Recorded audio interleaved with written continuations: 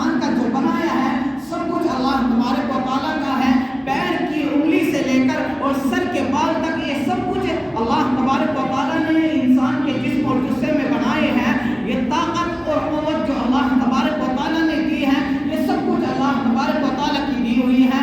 لیکن پھر اللہ تبارک و تعالیٰ نے کیوں ارشاد فرمایا؟ اس لیے کہ اللہ تبارک و تعالیٰ کو بھی اس بات کا علم تھا. اللہ تبارک و تعالیٰ تو عالم الغیب ہے، غیب کی چیزوں کے جاننے والے ہیں. اور اللہ تبارک و تعالیٰ کے علاوہ کوئی بھی پیغمبر ہو یا اولیاء اللہ ہو، کتنا بھی بڑا اللہ کا ولی ہو، لیکن غیب کی چیزوں کو جاننے والا اللہ تبارک و تعالیٰ نے کسی کو نہیں بنایا. اگر غیب کی چیزوں کا جاننے والا ہے تو اللہ تبارک و تعالیٰ ہے، وہ میرا رب ہے. تو اللہ تبارک و تعالیٰ نے کیوں ارشاد فرمائی، یہ آیت کریمہ کیوں نازل کی ہے؟ اس لیے کہ اللہ تبارک و تعالیٰ کو اس بات کا علم تھا کہ انسان دنیا میں جائے گا، دنیا میں جائے گا. اگرچہ اس نے عالم ارواح میں جو اس دنیا میں پیدا ہونے والا شخص تھا، ہر انسان نے، ہر آدمی نے، ہر شخص نے اللہ تبارک و تعالیٰ سے وعدہ کیا تھا اور اللہ تبارک و تعالیٰ سے عہد کیا تھا. جس وقت عالم ارواح میں تمام انسان جمع تھے، اللہ تبارک و تعالیٰ نے پوچھا تھا کیا میں تمہارا رب نہیں ہوں؟ سب نے کہا تھا کیوں نہیں، آپ ہمارے رب ہیں، آپ ہمارے خالق ہیں، سب کچھ آپ ہیں. ان اللہ علی کل شیء قدیر، اور آپ کی تو ہر چیز پر قدرت ہے، آپ تو ہر چیز پر قادر ہے، قدیر ہے، جو چاہتے ہیں آپ کرتے ہیں. لیکن اس وعدے اور عہد کے بعد بھی اللہ تبارک و تعالیٰ نے اس بات کا علم تھا کہ ہاں انسان دنیا میں جائے گا اور وہ سب کچھ بھول جائے گا.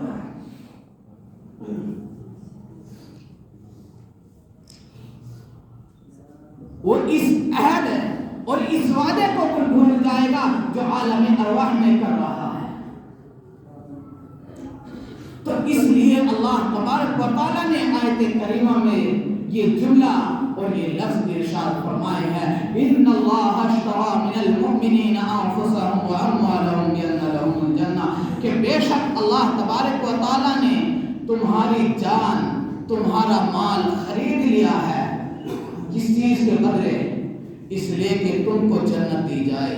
تو میرے محترم بزرگ اور بھائیوں، یہ جان جو ہمارے پاس ہے یہ اللہ تبارک و تعالیٰ کی دی ہوئی ہے. اور جو اللہ تبارک و تعالیٰ نے ہمیں مال دیا ہے وہ بھی اللہ تبارک و تعالیٰ کا دیا ہوا ہے. اولاد دی ہے اللہ تبارک و تعالیٰ کا دیا ہوا ہے. سب کچھ مال اللہ تبارک و تعالیٰ کا دیا ہوا ہے.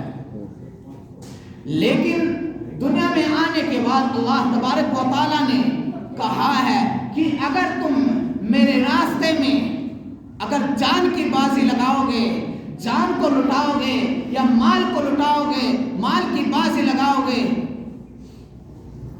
اللہ تبارک و تعالیٰ کے غیر راستے میں نہیں بلکہ اللہ تبارک و تعالیٰ کے راستے میں، اگرچہ جہاد ہی ہو، قرآن کریم کا پھیلانا ہی چاہے کیوں نہ ہو، مذہب اسلام کا پھیلانا ہی چاہے کیوں نہ ہو، اعلاء کلمت اللہ کیوں نہ ہو، اگر تم نے ان راستوں میں، دین کے راستے میں، اللہ کے راستے میں، میرے راستے میں تم نے جان کو لٹایا، مال کو لٹایا، تو میں اس کے بدلے میں تمہیں جنت عطا کروں گا. میرے محترم بزرگ اور بھائیوں، یہ اللہ تبارک و تعالی ہماری جان اور ہمارے مال کے بدلے میں ہمیں جنت عطا فرما رہے ہیں. وہ جنت کون سی جنت؟ وہ جنت جو اللہ تبارک و تعالیٰ کو بھی محبوب ہے، اللہ تبارک و تعالیٰ کے نبی کو محبوب ہے، جہاں اللہ کے نبی صلی اللہ علیہ وسلم کو مقام محمود ہوگی وہ جنت ہے۔ ہم سب کو بھی جنت محبوب ہے، لیکن جنت کے کام کرنے والا کون بنتا ہے؟ صرف اتنے ہی فرصت نہیں کہ ہم وقت پر آ کر کے نماز ادا کر لیں، یہ حکم اللہ تبارک و تعالیٰ کا ہے، اتنی بھی فرصت نہیں تو جان کی بازی کہاں لگا سکتے ہیں، اور اللہ کا دیا ہوا مال ہم اللہ کے راستے میں کیسے خرچ کر سکتے ہیں؟ یہ صرف تھوڑا سا وقت ہے جس کو اللہ تبارک و تعالیٰ 5 وقت میں مانگتا ہے، لیکن ہم اس وقت سے اللہ تبارک و تعالیٰ سے انکار کر دیتے ہیں۔